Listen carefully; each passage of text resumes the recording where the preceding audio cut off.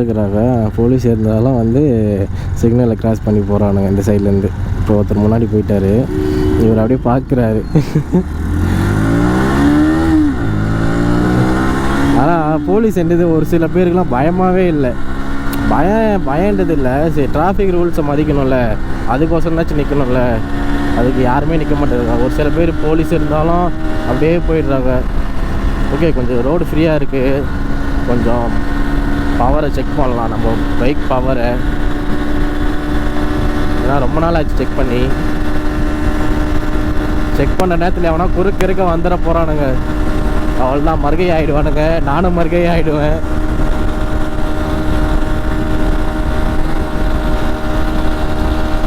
One 110 என்னடா RPM light எரியுது. லிமிட்டை கிராஸ் பண்ணுறோமா? இந்த பைக் எதனா ஆகிட போகுது. சரியான பவர்.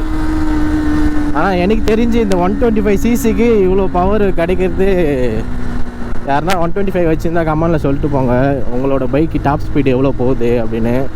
இது NS 125 கிட்டத்தட்ட ஒரு 3 வருஷம் பழைய வண்டி. பட் நான் சர்வீஸ்லாம் அவ்வளோ சரியாக மெயின்டைன் பண்ணுறதில்ல. இப்போ கூட எனக்கு வந்து ஷெல்ஃப் ஒர்க் ஆகலை. முன்னாடி வந்து டிஸ்க்கு ஃபுல்லாக போயிடுச்சு. டிஸ்க்கு ஆயிலும் இல்லை, டிஸ்க்கு பேர்லாம் கழட்டுக்குச்சு. பேக் பிரேக் மட்டும்தான் இருக்குது. அதை வச்சு தான் நான் இவ்வளோ ஸ்பீடு வந்தேன். இதெல்லாம் ஓன் டிஸ்க்கு தான். நீங்களாம் இதுமாரிலாம் ட்ரை பண்ணாதீங்க. ஏன்னா கண்ட்ரோல் வராது, நிறைய பேர் கண்ட்ரோல் வராது. நான் வந்து பயமாக தான் இருக்குது, எனக்கு பயமாக தான் இருக்குது. பட் என்ன பண்ணுறது, சரி ரோடு காலியாக இருந்துச்சு, டெஸ்ட் பண்ணலாம் எவ்வளோ பவர் இருக்குது அப்படின்னு தான் டெஸ்ட் பண்ணேன் மாதிரி. ஆனால் நான் வந்து பல்சர் 220 140 கிராஸ் பண்ணி போயிருக்கேன். ஆனால் இழுத்துட்டு போகிற மாதிரி இருக்குது. ஏன்னா இந்த பைக் ஓட்டிகிட்டு அந்த பைக்கெலாம் ஓட்டுற மோஸ்ட்டில், ஏன்னா இது கம்மி சிசி கம்மி பவரு. ஆனால் அதெல்லாம் 220cc. அது அப்படியே நம்மளை இழுத்துட்டு, இந்த குதிரை மேலே உட்காந்தா இழுத்துட்டு போகும்ல, அந்த மாதிரி இழுத்துட்டு போகுது. யார் வண்டி ஓட்டணும்னா மச்சான் வண்டி தான். ஒரு நாள் எடுத்துகிட்டு வந்தான், சரியான பவர். அப்படியே என்னை இழுத்துட்டு போகுது. ஆனால் அநேகமாக நான் ஊந்துருவேன்னு நினச்சேன் ஒரு ட்ரெண்டிங்கில். அப்படியே செம்மையாக இழுத்துட்டு போயிடுச்சு. மண் ரோட்டில் போயிட்டு அப்படியே ஸ்லிப் ஆகி. ஆனால் கீழெல்லாம் விழலை, ஓரளவுக்கு கண்ட்ரோல் பண்ணிட்டேன். இப்போ இல்லை, அது கரெக்டாக ஒரு 3 மாதத்துக்கு முன்னாடி. எதனா ஒரு பைக் யாருன்னா பசங்களுக்கு வாங்கி, ஏன்னா நம்ம ஒரே NS பைக்லேயே போட்டு இருக்கிறதால வீடியோ கொஞ்சம் எனக்கே கொஞ்சம் வெறுப்பாக இருக்குது. மச்சான் டியூக் வச்சுருக்கான், டியூக்கு அதை வாங்கி ஒரு டியூக் ரிவ்யூ போடலாம் அப்படின்னு நினைக்கிறேன். கேட்டு வாங்கி இன்னும் ஒரு 1 வீக்குள்ளே போட்டுருந்தோம். வண்டி ஓட்டிகிட்டே வந்தால் ஒரு மாதிரி ஸ்மெல்லு, ஒரு மாதிரி தீஞ்ச ஸ்மெல் அடிக்குது. எதனா ஒயர் எதனா கருகிடுச்சா இல்லை இன்ஜினில் ஆயில் இல்லாததால் அந்தமாரி வருதான்னு தெரில உங்களுக்கு.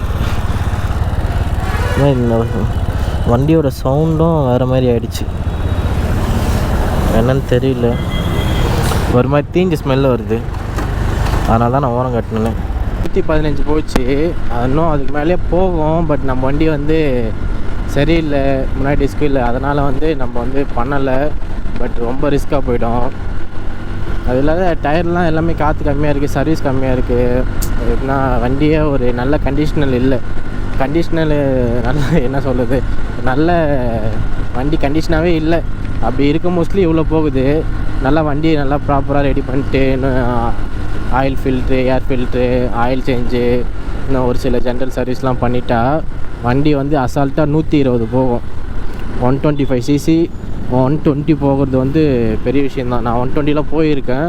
பட் இப்போ வந்து 115 தான் போச்சு. நான் நெக்ஸ்ட் டைம் எப்படின்னா சர்வீஸ்லாம் பண்ணிவிட்டு அதுக்கப்புறம் வந்து ஒரு வீடியோ போடுவேன். அதில் கண்டிப்பாக 120 நான் 120 ரீச் பண்ணிவிடுவேன், பண்ணாத விடவே மாட்டேன் நான். Okay bye, C you, tata. இதோட இந்த வீடியோ வந்து எண்ட் பண்ணிக்கிறேன். நெக்ஸ்ட் வீடியோவில் சந்திக்கலாம். எங்கே போனாலும் ஹெல்மெட் போட்டு போங்க, தலைக்கவசம் உயிர் கவசம். C you, tata, bye bye.